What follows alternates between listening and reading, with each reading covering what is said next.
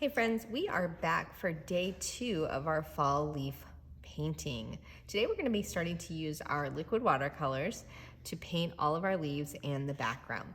So when we get our watercolors, we'll notice that there are brushes in each of the colors. Remember that those brushes need to stay with those colors. So this brush stays with the red, this one stays with the orange, this one stays with the yellow. That means if you're sharing with a partner, you have to make sure that you're waiting your turn. The first thing I want to do is just open up all of my paints. That's going to make it easier for me and my partner to use them. Then I'm going to start thinking about what color to make my leaves. In the fall, leaves are usually different colors. They're not usually just green. So I like to use our warm colors for my fall leaves. Now, when I start to get my paints, these are, remember, our liquid watercolors. We're going to make sure that we are being really careful not to splash or splatter the paint, and these cups always stay in the holder. We never take them out. We don't need to take them out and look at the paint. We know what color it is because the lid tells us what color it is. So I'm going to paint this leaf right here, and I'm going to use a little bit of red. Now this paint, because it is liquid watercolor, is going to be a little bit drippy, and I don't want a bunch of extra drippy paint on my paper. So I'm going to take this and just kind of wipe it on that tunnel right there. And that's going to let that extra paint just drop down into my paint container.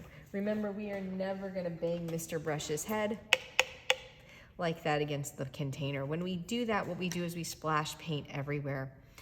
And we don't want to ruin our clothes or our paintings with that. So I'm just going to wipe it gently around the edge, and then I'm ready to start. I'm going to be painting this one over here, and I'm going to start with just some red. And you can see I started right where that stem ends. So I'm going to paint a little bit of red on this one. And you know what I'm going to do for my leaves? I don't think I want to paint them all one solid color. So I'm actually going to leave that part red. I'm going to grab a little bit of orange, and I might just add a little orange to this one. Now, I can go right up next to the red, and that's okay, but what I'm not gonna do is I'm not gonna take my brush and swirl these colors together, because what we'll end up with is just a bunch of brown leaves. If we wanna paint a brown leaf, you can always use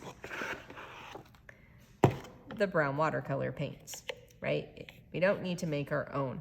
So I'm just gonna paint that little stem with my brown. And then I'm going to move on to my next leaf, and I'm going to keep going with all of these leaves until I've painted them all with my fall colors. So lots of reds and yellows.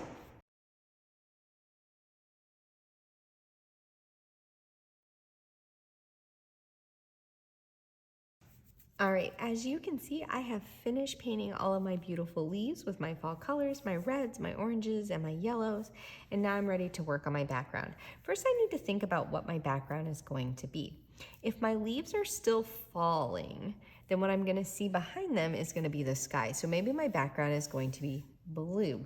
But if my leaves are already sitting on the grass, then the background behind them might be green.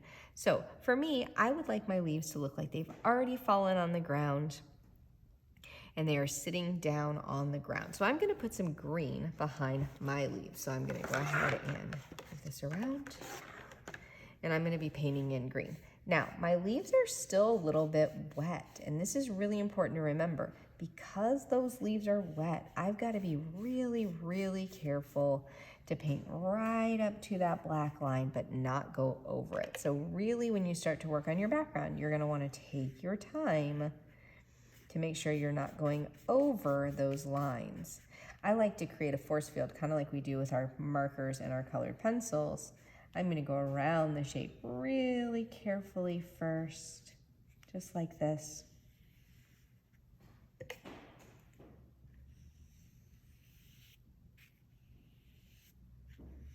And then once I get that force field on there, I'm gonna go back in and fill up around those. And then I'll do another force field around these.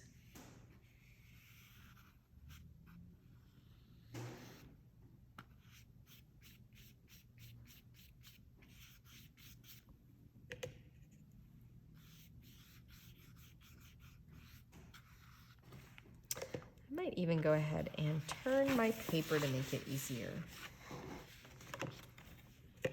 That That way I'm not sticking my hand in wet paint.